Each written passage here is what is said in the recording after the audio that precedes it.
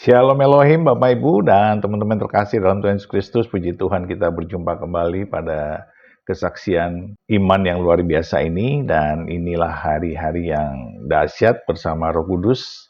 Kita hari ini akan mendengarkan kesaksian dari Ibu Nana ya. Beliau tadinya bernama Habibah. Setelah dibaptis menjadi Ibu Trisnawati Yohana Kasih atau Ibu Nana.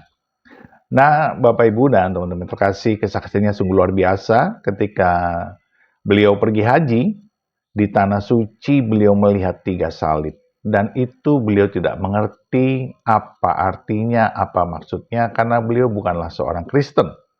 Tetapi dari perjalanan hidupnya, beliau berjumpa dengan Tuhan Yesus berkali-kali. Dan yang paling dahsyat adalah ketika kepalanya atau rambutnya diusap oleh Tuhan Yesus. Dan Tuhan berkata, janganlah bersedih, hai anakku. Nah, bagaimana kesaksiannya? Mari kita saksikan bersama-sama. Tuhan memberkati. Ya, Apa kabar Ibu? puji Tuhan, luar biasa kabar baik. Haleluya. Haleluya. Bu Haja, kalau dulu Ibu Haja Habibah ya? Habibah. Boleh dicerita sedikit sekarang namanya apa Bu? Nama yang sekarang adalah Trisna Yohana Kasih. Oh, Jadi- sekarang sudah menjadi Trisna Yohana Kasih atau dipanggil Ibu Nana ya? Iya. Ya. Jadi sejak kapan itu berubah namanya jadi Ibu Trisna? Saya sejak berubahnya tanggal 1 Februari 2018. Saya berubah nama itu. Yang dulu nama memang asli dari lahir adalah Trisnawati. Begitu 2010 nama saya dirubah waktu di Mekah itu dengan kiai saya Haja Trias Habibah. Haja Trias Habibah. Iya. Oke. Jadi biasa dipanggil Habibah. Oke, luar biasa. Bu, bisa diceritakan bagaimana perjalanan iman Ibu dan pada saat mana Ibu mulai mendapat sentuhan Roh Kudus, mendapatkan sentuhan Tuhan? Apakah pada saat Ibu pergi haji di Mekah atau pada saat sebelum itu? Ibu bisa ceritakan kepada teman-teman supaya mereka pun bisa dikuatkan dan diberkati. Ya. Iya. Shalom semuanya, saudariku yang terkasih, saudara-saudara semuanya yang dikasihi Tuhan. Saya akan bersaksi cinta kasih Tuhan seperti apa jamahan Tuhan terhadap saya. Jadi benar-benar saya dulu dari seberang. Pasti semua akan bertanya, kok bisa sudah naik haji, kok bisa mengenal Tuhan Yesus? Ya, semua itu tidak ada mustahil bagi Tuhan. Amin. Saat 2010, saya menjalankan ibadah haji. Dan di situ saya berjalan bersama rombongan yang ada di Jabal Rohmah. Saya melihat 3 salib. Dan orang tidak melihat semua, tapi mata saya melihat. Ada apa semua ini? Dalam benak saya simpan dalam hati saya. Oh, nggak mungkin, dan saya tidak percaya. Nah, sebentar Bu, itu Ibu melihat 3 salib saat berjalan atau saat sholat pada waktu itu? Kalau di Jabal Rohmah bukan untuk sholat, tapi di Jabal Rohmah itu ada satu gunung yang di situ ada tugu, yang biasa dipakai kami nulis. Anak kita, saudara kita di batu atau di tugu itu dengan supaya mereka juga bisa datang di situ. Dan kita berdoa di situ agar keluarga kita diberkahi Tuhan, agar rumah tangga kita. Jadi seperti itu, cuma untuk berdoa. Jadi itu bukan untuk tempat sholat, tapi tempat untuk ziarah aja ya, untuk berziarah. Jadi di mana saya belum sampai naik ke gunung tersebut ya, di Jabal itu kan suatu bukit ya. Jadi belum sampai naik itu, yang masih di tempatnya onta-onta itu saya melihat. Saat itu kan belum saatnya kita harus ke Mina. Saat itu kita belum ke Arafah, ke Mina, terus Balang Jumroh itu belum. Jadi kita diantarlah, kita di Jabal Nur, Jabal Rahmat. Jadi di situ sampai kita ditempatkan di Gunung Magnet juga itu. Jadi di situ saya melihat, tapi kan saya sendiri yang melihat, yang lain kan tidak melihat. Jadi saya tidak pernah berpikiran bahwa ini tanda-tandanya kuasa Tuhan terjadi dalam hidup saya. 2011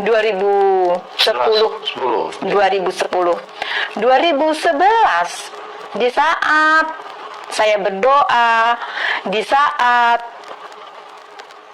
usaha saya juga sudah kolab lah, katakan usaha saya sudah hancur. Bukan satu kebetulan juga, di situ saya selalu berdoa. Di dalam doa saya, Tuhan, usaha saya seperti ini, kerjaan saya seperti ini, kenapa semua terjadi seperti ini? Dan di saat itu juga saya masih punya usaha warkop yang ada di belakang STM. Saya belum memperkenalkan diri saya dari mana? Saya dari Jawa, asli dari Jawa saya. Jadi saya terbuka, saya dari Jawa Timur, saya orang Sidoarjo, dan di situ saya punya warkop, di belakangnya SDM Antartika. Saat ini sudah saya jual rumah saya juga, karena usaha saya sudah kolab. Dan di situ juga waktu 2011 saya dititipin anak-anak TKW. Ternyata anak-anak TKW itu tidak ada surat yang resmi. Mereka akan dijual di Malaysia. Dari 32 anak mereka yang akan dijual, suatu hari, masih ada beberapa hari di tempat saya, mungkin kurang lebih 1 minggu, ada yang 10 hari karena bertahap yang datang, 12, 9, sampai 32 anak. Di situ mereka ditangkap oleh Polda Jawa Timur dan dikira saya adalah penadah. Tapi saya tidak tahu, karena saya berkenalan dengan seseorang yang memang menitipkan di tempat saya. Karena tempat saya adalah rumah kosong yang cuma dipakai warkop. Jadi saya berpikir anak ini belum berangkat, bolehlah. Yang akhirnya saya menjadi saksi. Dan puji Tuhan, dari Polda Jawa Timur baik-baik semua, mereka dihantarkan pulang lagi ke suatu daerahnya, yaitu daerah NTT. Dan ada sebagian yang mau minta ikut saya. Nah, di situ saya berdoa, Tuhan, ini anak semuanya masih kecil-kecil. Dia tidak bisa dengan lancar membaca, dengan bekerja yang baik. Saya hanya bisa berdoa. Dengan doa saya, Tuhan, saya kepingin jadi berkat buat mereka, gimana caranya? Ternyata di dalam doa saya, di setiap saya berdoa, saya diperlihatkan dengan sinar kembali. Dengan jubah kebesaran yang saat ini dipakai Tuhan Yesus yang ada di foto-foto. Dan saya tidak mengerti apa arti semua itu. Ibu waktu lihat sinar, ada jubah, Ibu tahu nggak itu bahwa itu adalah Tuhan Yesus? Tidak sama sekali. Karena memang Ibu dari latar belakang yang istilahnya sangat ini ya, sangat bertolak belakang dengan iman Kristen ya. Iya. Jadi setelah saya pulang dari haji 2010, 2011 itu saya di situ, dan terus itu sering terjadi di dalam saya doa, dan setelah sholat itu, tahajud itu juga, di saat saya buka jendela itu tiba-tiba melihat jubah dan sinar. Dan di saat saya bersedih, di saat saya pokoknya namanya juga sudah perusahaan, juga kerjaan sudah tidak ini ya. Jadi yang tadinya juga kemana-mana bisa, akhirnya ada yang seperti membelai rambut saya. Jangan bersedih anakku. Dan itu suara memang benar-benar saya dengar. Jadi suara itu dengar audible ya Bu ya? Iya, jadi saya toleh juga, cuma saya melihat jubah lagi dan orang yang punya ini apa, jenggot itu. Ya. Jadi teman-teman, Tuhan Yesus itu luar biasa. Ya, di dalam Matius 11 ayat 28, marilah kamu yang letih lesu dan berbeban berat. Itu firman Tuhan. Kalau Tuhan Yesus itu bukan Tuhan, dia akan berkata begini, marilah kamu orang-orang Kristen, karena aku akan memberikan kelegaan kepadamu. Tapi Tuhan Yesus itu bukan Tuhan satu kelompok. Dia adalah Tuhan semua manusia. Makanya perhatikan kata-katanya, marilah kamu yang letih, lesu, dan berbeban berat. Jadi ini tidak ada pengecualian. Semua yang letih, lesu, berbeban berat, yang orang tidak mau tolong, orang tidak perhatikan, orang tidak peduli, itu Tuhan suruh datang. Kenapa? Karena dia kasih. Amin. Bukankah dikatakan bahwa Tuhan itu adalah pengasih dan penyayang? Dan ini dia. Marilah kamu yang letih, lesu, dan berbeban berat, karena aku akan memberikan kelegaan. Dan ini terjadi sama Ibu Hajah Habibah. Ya, di saat beliau sudah kolab, dan di saat beliau pada waktu itu dipertemukan dengan anak-anak yang diperdagangkan untuk tujuan seks komersil, Tuhan Yesus datang dan menjumpai berulang-ulang kali. Jadi tidak bisa dibantah kalau dia adalah Tuhan. Nah, Ibu Nana adalah saksi hidup. Ya, sebelum kita ke sana saya akan gali dulu supaya kita bisa benar-benar merasakan betapa besarnya cinta Tuhan kepada manusia. Ya, Bu, waktu Ibu melihat salib ya, itu perasaan Ibu seperti apa waktu itu? Waktu di Jabal Roma di Mekah itu? Biasa saja, karena saya berpikir aneh gitu aja. Jadi saya tidak ada pikiran, masa sih? Tapi setelah saya sadar, saya mengenal Tuhan Yesus, itu baru saya menyadari dan saya berpikir, oh iya ya, waktu itu Tuhan sudah mempertaruhkan hidupnya untuk menyelamatkan manusia yang berdosa. Dan berarti saya ini bukan orang yang benar. Justru Tuhan memanggil saya karena saya orang yang tidak benar. Jadi jangan salah, orang sudah naik haji, orang itu memang sudah suci, sudah tidak. Justru saya sadar, di mana salib 3 yang saya lihat, yang saya pelajari saat ini sesuai dengan firman, di situ Tuhan menyerahkan dirinya bersama 2 penjahat, yang dikatakan ada 2 kiri kanannya, ada 2 penjahat. Jadi saya baru mengerti, baru menyadari saat ini. Waktu itu tidak sama sekali, karena saya tidak mengenal siapa itu Tuhan Yesus. 3 salib yang ada di padang gurun, yang ada di bukit, ternyata itu Golgota. Jadi saya tidak tahu. Jadi dari situ saya tidak berpikir sama sekali dan tidak membuat saya bingung atau saya ingin tahu, dan tidak. Nah, Ibu ceritakan nggak sama teman-teman, aku lihat salib loh. Ceritakan nggak pada waktu itu? Ada salah satu orang yang saya ceritain. Nah, itu termasuk mantan saya. Yang saya bilang, ngawur aja, dibilang gitu. Jadi ya sudah. Mantan suami? Iya. Oke. Jadi ngawur aja, bilang gitu. Jadi mantan suami bilang ngawur aja? Iya. Masa ada Toma bilang gitu. Jadi ya saya juga ketawa, iya ya, nggak ada, nggak mungkin lah. Ternyata memang tidak ada yang mustahil bagi Tuhan. Dimanapun Tuhan menunjukkan wajahnya, dan di situ memang benar-benar ada. Haleluya. Bu, setelah itu beberapa kali Tuhan memperlihatkan sinarnya dan membuat Ibu mulai percaya. Itu pada titik mana Ibu mulai, loh ini kok ada sesuatu pergerakan Roh Kudus di dalam hidup Ibu. Itu pada titik mana terus Ibu mengambil kesimpulan? Saya mengambil kesimpulan dan keputusan itu karena berulang-ulang kali setelah pulang dari haji. Yang waktu naik haji itu kan cuma 1 kali yang saya melihat salib ya. Tidak ada pikiran untuk apa dan siapa dan gimana. Dan kedua kalinya di Jabal Nur, yaitu bukit yang tertinggi itu, dan di situ saya mewakili dari yayasan untuk membentangkan banner. Saya membentangkan banner dan saya adalah satu-satunya perempuan yang naik ke gunung tersebut.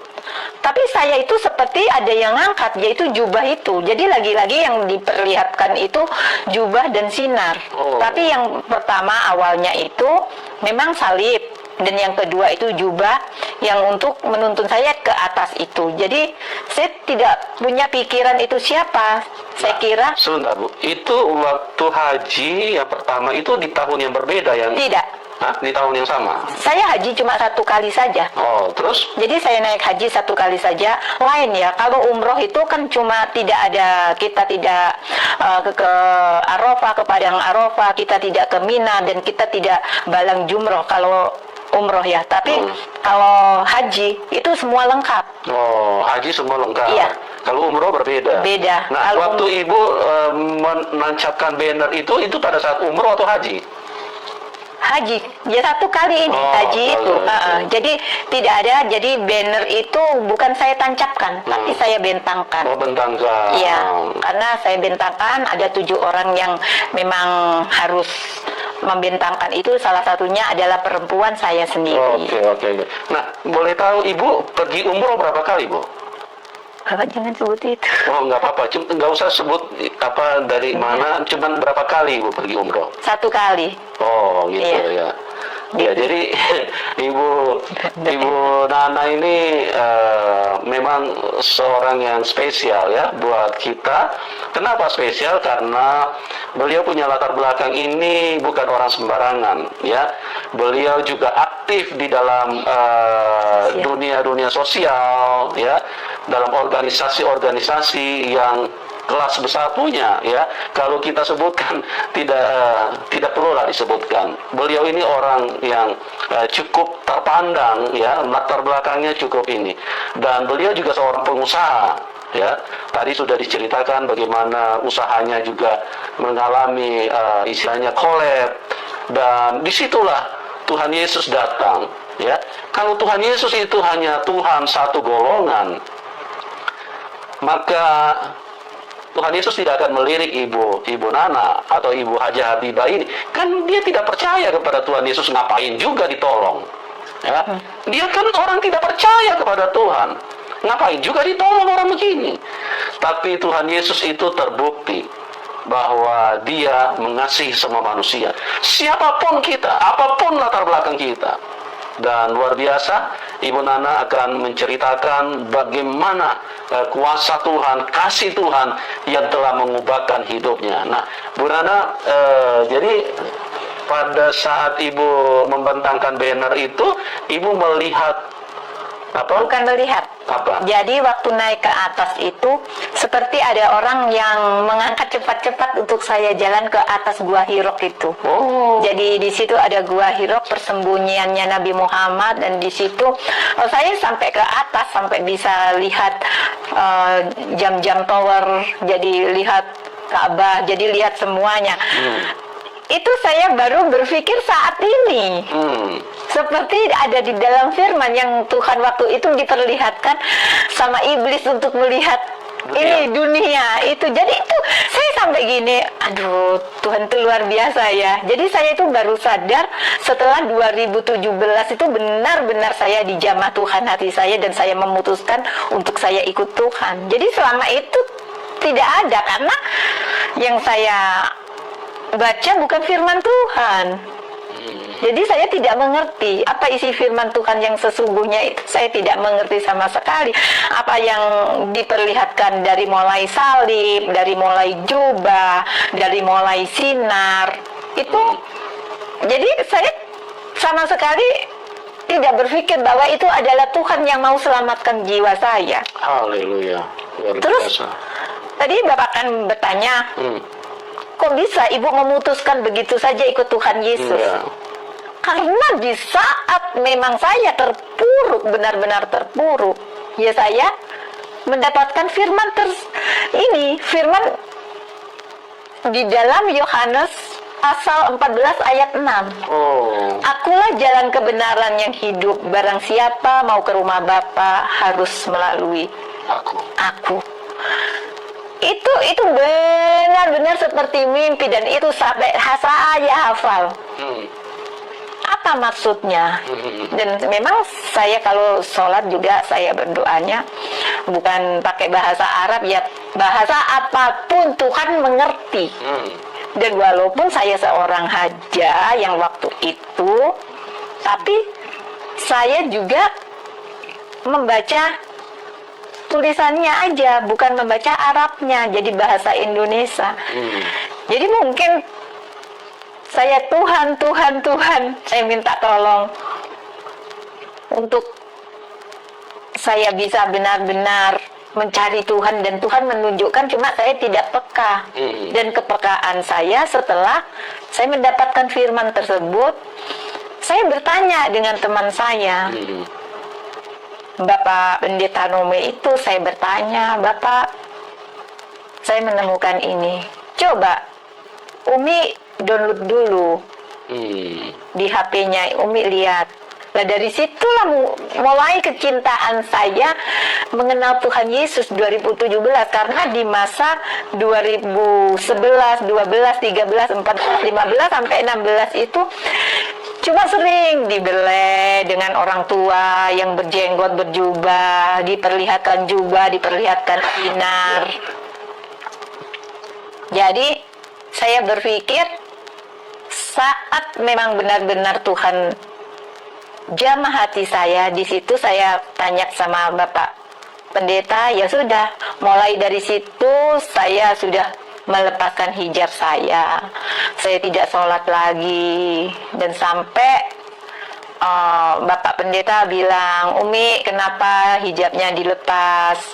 Saya bilang, orang Jawa maklum, sumuk karena panas kan, di Jawa juga tempat kami panas. Jadi di saat kami jalan, karena kami bekerja sama dengan Bapak Pendeta itu, Bapak Pendeta tidak pernah menginjilin saya, dan tidak pernah untuk membuat saya menjadi orang Kristen. Tapi memang dari dasarnya 2010 saya naik haji, itu sudah Tuhan jamah saya pelan-pelan, dan 2000, dan Bapak Pendeta itu 2013 adalah teman saya juga. Tapi 2017 ketemu lagi. Di saat itu saya sudah sendiri juga gitu. Tapi Bapak Pendeta tidak pernah, bahkan kalau saya tidak sholat, Bapak Pendeta selalu mengingatkan saya. Waktunya sholat, sudah duhur, sudah asar. Dan saya selalu bilang, oh lagi wayai.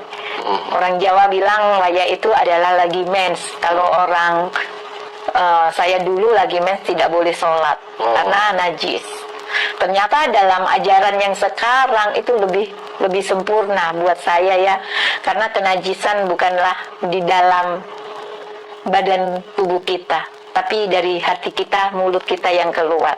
Jadi di mana kami berdoa, walaupun lagi datang bulan, kita bersimpuh memuji Tuhan, memuliakan Tuhan, itu tidak ada najis. Jadi ini yang membuat saya benar-benar jatuh cinta sama Tuhan Yesus. Ya, jadi luar biasa ya karya Tuhan di dalam kehidupan Ibu Haja Habibah. Bagaimana Tuhan menyatakan diri, Tuhan menuntun tahap demi tahap sampai benar-benar ibu ini yakin bahwa Tuhan Yesus itu adalah Tuhan yang mengasihi hidupnya, Tuhan yang telah menyerahkan hidupnya buat Ibu Nana ya, yang sekarang sudah berganti nama Yohana. Jadi di dalam Tuhan memang seperti itulah karya Tuhan, kasihnya yang ditunjukkan, kuasanya. Jadi bagaimana Ibu Nana mengalami Tuhan secara luar biasa. Nah, terus Ibu Nana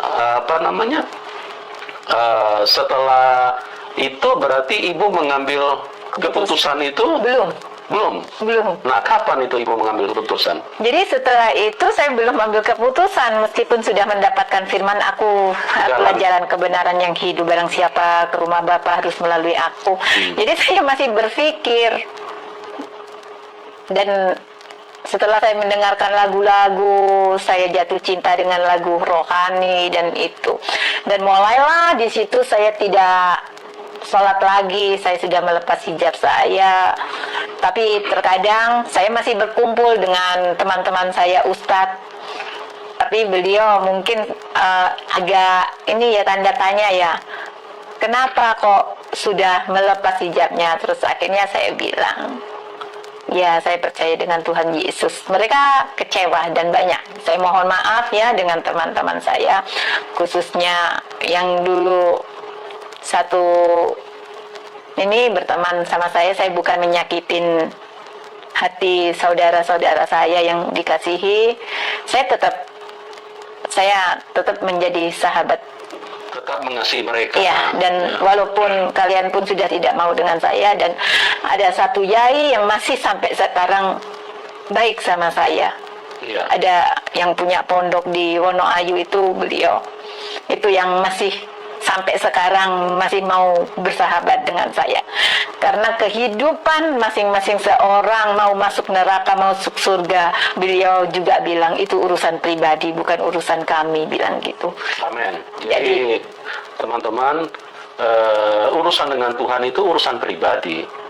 Ya, kalau kita ketemu Tuhan, kita tidak berjemaah, tapi kita pribadi. Ya, jadi orang mau percaya apa saja itu urusan pribadi. Jadi keliru sekali kalau kita karena sekarang orang ini sudah berbeda keyakinan, kemudian kita menjadi marah atau menjadi membenci atau menjadi berpisah bermusuh. Itu sesuatu yang yang merugikan diri Anda sendiri. Ya, artinya Ibu Habibah mau percaya Tuhan Yesus itu keyakinan pribadi. Ya, silakan saja, masing-masing punya keyakinan. Nah, yang luar biasa Bapak Ibu, yang saya mau jelaskan, kalau memang Tuhan Yesus itu memang Tuhan untuk semua manusia. Ya, jadi kita melihat ada begitu banyak orang yang diubahkan Tuhan, dijamah Tuhan, bukan dari yang berlatar belakang baik. Ada beberapa dari penjahat, ada beberapa yang kehidupannya begitu rusak. Ya, Tuhan tidak melihat, oh kamu kan tidak percaya sama aku, tidak perlu ditolong. Bahkan orang-orang yang begitu membenci Tuhan Yesus, Tuhan Yesus menyatakan kasih-Nya, mengulurkan tangannya, menyatakan kuasa-Nya, supaya mereka bisa diselamatkan. Tuhan Yesus datang bukan membawa agama, Tuhan Yesus datang membawa kasih-Nya supaya manusia bisa ditolong, manusia bisa mengalami kebaikan di dalam hidup ini. Ya, bagi teman-teman juga, kalau mungkin Anda berbeban berat, mungkin ada yang sudah putus asa, mungkin ada yang sudah ingin bunuh diri, ingat, Tuhan Yesus mengasihi Anda. Tuhan Yesus pribadi yang sangat peduli dengan hidupmu. Ya, dan di dalam Tuhan Yesus memang sesuatu yang simpel, teman-teman. Jadi Tuhan Yesus itu datang membawa firman itu, memberikan firman-Nya, tidak sesuatu yang rumit, sesuatu yang membuat manusia juga kebingungan, tapi Tuhan Yesus memberikan firman-Nya yang simpel. Kalau di dalam Tuhan Yesus itu bisa jelas dipisahkan antara kenajisan dengan kekotoran. Ya, sesuatu yang kotor itu beda dengan sesuatu yang najis. Kalau sesuatu yang najis itu mengandung unsur dosa. Tapi kalau sesuatu yang kotor itu sesuatu yang bersifat itu sesuatu yang istilahnya tidak baik kalau dekat dengan kesehatan manusia. Ya, jadi seperti tadi Bu Nana sudah sampaikan, kalau sekarang maaf kalau lagi datang bulan, tetap Tuhan Yesus mengasihi, menyambut, karena datang bulan itu cuma proses tubuh mengeluarkan kotoran supaya apa? Supaya manusia bisa sehat. Ya, jadi itu bukan suatu kenajisan. Justru kenajisan itu kalau dari dalam hati kita keluar maki-makian, keluar kebencian, keluar hinaan, ya, sakit hati, bahkan ingin membunuh orang lain. Nah, itu yang najis, itu yang berdosa. Apalagi ingin membunuh orang lain, menghalalkan darah orang. Tapi kalau misalnya misalnya cuma buang air kecil, itu cuma kotoran. Itu yang dikeluarkan karena apa? Untuk kesehatan manusia, supaya manusia sehat, dikeluarkan itu. Dan itu bukan kenajisan, itu bukan sesuatu yang mengandung dosa, itu saja pembersihan supaya manusia tetap sehat. Jadi begitu, simpel kan di dalam Tuhan Yesus. Kalau yang membuat rumit-rumit kita, itu sesuatu yang justru merugikan diri kita sendiri. Nah, Bu Nana, terus tahun berapa Ibu ambil kesimpulan mau ikut Tuhan Yesus? Tahun 2017, bulan 11, tanggal 11. Oh, 2017 ya? Ya, tanggal 11, bulan 11, 2017. Itu ada peristiwa apa kok sampai begitu yakin saya mau ikut Tuhan Yesus? Iya, jadi bulan 6 itu 2017 itu kan saya sudah mulai lepas hijab ya. Dan mulai saya tidak sholat lagi, saya mulai mempelajari yang ada di HP, saya download Alkitab, terus mendengarkan musik-musik, lagu-lagu rohani Kristen. Itu ada kedamaian dan sukacita. Kok akhirnya banyak yang hafal, saya bilang gitu. Terus saat itu juga saya pernah mendengar lagu itu. Sebelum saya mendengar lagu yang ada di YouTube itu, saya sudah pernah mendengar juga di suatu rumah orang persekutuan. Di situ saya ingat sekali lagu itu. Hari ini ku rasa bahagia. Dan itu saya dengar lagi di saat saya memutuskan untuk ke gereja. Saya awal-awalnya ke gereja, ada ke gereja di Trosobo. Saya mengikut tempatnya Bapak Pendeta. Jadi di situ Bapak Pendeta Samuel, kalau lihat, hai shalom Bapak Pendeta, makasih atas pertumbuhan keimanan saya. Dan saya datang awalnya ke beliau, saya mendengarkan lagu itu. Haleluya, luar biasa. Di situ benar-benar walaupun gerejanya kecil, tapi auranya itu benar-benar roh itu hadir. Dan saya ikut Bapak Pendeta Nome waktu itu ke sana karena beliau juga ada di gereja sana. Dan saya merasakan ada sukacita. 1 kali, 2 kali saya ikut lagi. Ternyata Bapak John mempunyai mama rohani juga yang ada di Surabaya juga. Beliau juga Ibu rohani itu, beliau orang yang sangat luar biasa dipakai Tuhan untuk penyembuhan ya, sudah ke NTT, sudah ke Papua. Mungkin Ibu Gembala, Ibu Pendeta Mama Siti ya, yang dari asal Madura, beliau benar-benar dipakai Tuhan. Beliau yang menguatkan saya juga. Haleluya. Dari situ saya di gereja sana, dan di situ juga saya diberkatin. Saya didoain. Saya belum sampai bulan 7, 8. Saya belum ambil keputusan untuk saya benar-benar menjadi orang Kristen dan percaya Tuhan. Cuma saya bisa merasakan jamahan Tuhan. Dan saat itu bulan 11 mulailah Bapak Pendeta itu bilang sama saya, kalau memang benar-benar suka sama saya bilang, mari kita berdoa dulu. Kalau kita berdoa memang Tuhan izinkan segala sesuatu harus terjadi, kita bersatu, biarlah Tuhan. Dan di situ kami doa, saya menyerahkan diri saya kepada Tuhan. Tuhan, kalau memang saya benar-benar sudah Engkau selamatkan, pakai hidup saya. Itu yang doa pertama saya panjatkan kepada Tuhan. Untuk saya bisa menjadi berkat di setiap orang yang saya temui, terutama anak yang pernah saya tolong, anak NTT tadi. Jadi taruh saya di sana Tuhan. Dan yang kedua, saya berdoa, Tuhan, kalau Engkau pun menjodohkan saya dengan seorang pendeta, biarlah kami melayani bersama-sama. Amin, puji Tuhan. Itu yang kedua. Iya. Dan ketiga, saya juga berdoa, Tuhan, biarlah di mana apa yang saya punya, di mana yang ada, saya meninggalkan, saya tidak terbebani, saya tidak memikirkan. Dan saya percaya semua ini adalah jalan Engkau. Dan itu saja, saya tidak minta apa-apa untuk saya bisa seperti ini, seperti itu, tidak. Jadi saya minta hikmat kepada Tuhan supaya saya benar-benar kalau sudah diselamatkan Tuhan pakai untuk menjadi berkat. Dan kedua juga saya benar-benar meminta Tuhan berikan jodoh yang benar-benar takut akan Engkau dan bisa membimbing saya. Dan ketiga, saya tidak memikirkan dunia lagi Tuhan, saya tidak janji dan saya tidak mau usaha ini itu lagi, dan saya cukup untuk melayani Engkau. Haleluya, luar biasa. Amin. Jadi tanggal 11 bulan 11 2017 saya Tuhan. ikut Tuhan. Ya. Persis. Haleluya. Ya, teman-teman, luar biasa karya Tuhan di dalam kehidupan Ibu Nana, dan beliau sekarang diubahkan Tuhan secara luar biasa, menjadi orang yang rendah hati.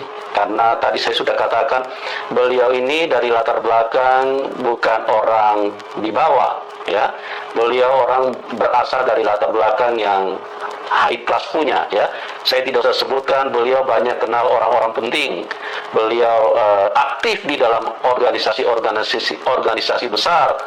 Tapi Tuhan mengubahkan beliau, dan saat ini beliau melayani di tempat yang sangat minus, artinya tempat ini jarang orang mau pergi, tapi Ibu Nana ini mau masuk ke daerah tersebut dan melayani dengan luar biasa, ya. Itulah karya Tuhan yang begitu ajaib, tempat yang tidak dilirik oleh orang-orang yang mengedepankan kesenangan daging, kesenangan jasmani, tapi beliau masuk, beliau pergi melayani ke tempat-tempat yang terpencil karena kasih Tuhan, kuasa Tuhan, ya, sinar yang telah menyentuh hidupnya, jubah kebenaran yang telah beberapa kali Tuhan tampakkan kepada beliau, ya.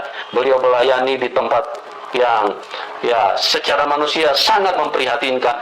Bahkan ada 1-2 teman yang pernah berjumpa dengan beliau sampai terheran-heran, kok mau ya ke tempat seperti ini. Tapi itulah orang yang sudah berjumpa dengan Tuhan Yesus, hatinya diubahkan Tuhan, kuasa Tuhan turun di dalam hidupnya, dan beliau dengan sukacita, dengan sungguh-sungguh melayani Tuhan, ya. Dan Bapak Ibu yang diberkati, kalau mau dukung silakan, ya. Karena pelayanan tempat di mana Ibu Nana melayani itu membutuhkan dukungan, bukan hanya dukungan doa, tapi dukungan materi yang cukup besar. Karena tempat di mana Ibu Nana melayani itu sesuatu yang butuh untuk mendukung hal-hal seperti itu, ya. Terima kasih buat semuanya yang telah menyaksikan acara ini. Terima kasih juga buat Bu Nana atas kesaksian yang luar biasa. Terima kasih juga buat semuanya, ya. Apa tadi yang dibilang sama pastor, memang saya benar-benar melayani, bukan saya membutuhkan materi utama, tidak Bapak. Jadi yang utama adalah saya sudah diselamatkan, dan saya memohon untuk mendukung saya dalam saya bisa menyelamatkan jiwa-jiwa yang ada di daerah yang memang saya layani. Memang materi perlu, ya. Kalau untuk zona amannya, ngapain saya harus ke hutan? Mungkin saya melayani di daerah sini aja mungkin saya bisa. Tapi kenapa? Dan inilah yang perlu diperhatikan. Di suatu daerah di Timur Tengah Selatan, di Soe, yang ada daerah Hoi, desa Hoi, dusun Hoi, dan di situ bahkan ada tempat yang belum ada penerangan, belum ada air. Di situ tergeraklah hati saya. Jadi kenapa saya benar-benar untuk melayani? Karena saya juga harus bisa merasakan apa yang dirasakan mereka, dan mereka perlu bimbingan.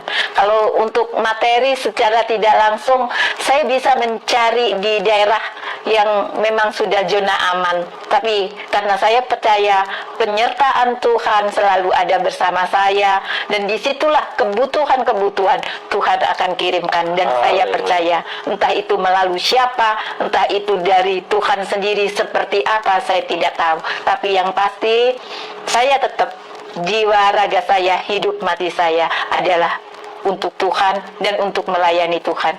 Dan saya serahkan bukan untuk melayani yang seperti dulu saya layani. Sungguh dahsyat, luar biasa kesaksian Ibu Nana ya, dan ini sungguh sangat memberkati kita semua bagaimana kasih Tuhan menjangkau beliau. Beliau yang tidak mengenal Kristus, yang tidak tahu tentang kekristenan. Beliau dijamah Tuhan melalui perjumpaan pribadi yang dahsyat, dan perjumpaan itu sangat berkesan bagi beliau. Apalagi ketika beliau mengingat Yohanes 14 ayat 6 ya, bahwa keselamatan itu hanya ada di dalam Yesus Kristus. Yesuslah jalan, kebenaran, dan hidup. Tidak seorang pun sampai kepada Bapa tanpa melalui Yesus. Dan itu sungguh membekas di hati beliau. Dan ini adalah tanda-tanda zaman, di mana zaman akhir ini banyak jiwa diselamatkan Tuhan, karena Tuhan mengasihi setiap jiwa untuk mengalami kasih Kristus, untuk mengalami lawatan Tuhan, untuk memenuhi hati mereka yang kosong, hampa, dan butuh jawaban. Dan inilah doa-doa kita, mari kita terus bersafaat untuk menjangkau mereka yang terhilang. Jangan pernah abai, jangan pernah cuek, jangan pernah tidak peduli. Marilah kita terus menjadi terang dan garam di muka bumi ini, karena kita adalah anak-anak Tuhan. Tuhan memberkati kita semua di dalam nama Bapa dan Anak dan Roh Kudus, di dalam nama Tuhan Yesus Kristus. Haleluya, haleluya, haleluya. Amin, amin, amin, amin, amin.